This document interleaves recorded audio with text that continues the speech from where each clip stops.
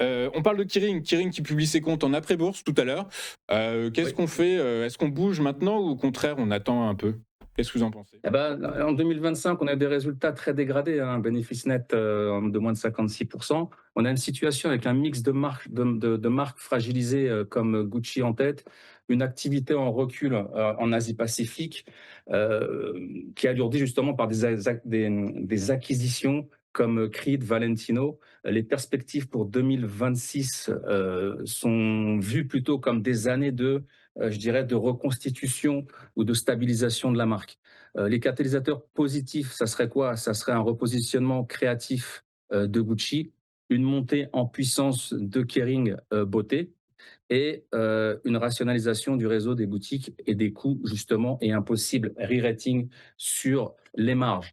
Les risques clés, ben, ce serait la sous-performance justement de Kering par rapport à LVMH et Hermès et une exécution ratée du repositionnement de Gucci. Voilà. En résumé, pour l'investisseur, c'est plutôt un dossier turnaround à moyen terme réservé au profil acceptant, écoutez bien, la volatilité et l'incertitude sur 2 3 ans. Voilà. Donc, je passe à la technique. On avait un beau butterfly qui a bien payé ici. Maintenant, ce qui va se passer, j'enlève ça, c'est plus d'actualité, ça, c'est plus d'actualité, ça, c'est toujours d'actualité.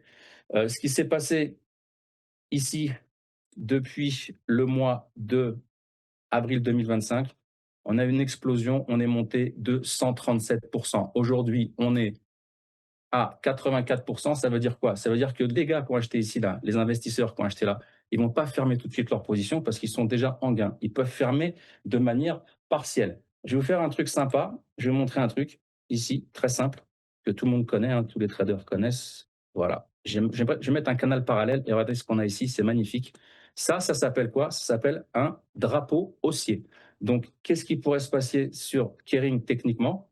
On pourrait, allez, je vais être gentil, je ne vais pas prendre trop fort, je vais juste prendre cette hausse ici. Je viens chercher ici cette ligne-là, je la répercute ici. Et si on casse ce niveau-là, vous voyez qu'on a fait tous les gaps ici, hein. Si on casse ce niveau-là, on pourrait aller rechercher les niveaux du mois de avril 2023. C'est technique, attention, hein, c'est technique, je ne parle pas de macro là. Techniquement, ce qui peut se passer, c'est qu'on puisse aller chercher les 584 euros sur Kering. Voilà. Un retour ici sur la ligne plus basse du canal, les 223 restent possibles, mais techniquement, voilà, on a fait tous les gaps ici. Il y a une prise de bénéfice et je reste acheteur sur Kering. Si les résultats sont bons ou moins pires, on peut monter de manière assez intéressante. Donc toujours pareil, put synthétique, achat de call et vente du sous-jacent. Donc voilà ce que je pense de Kering. Ce n'est que de l'information, ce n'est pas un conseil, je rappelle.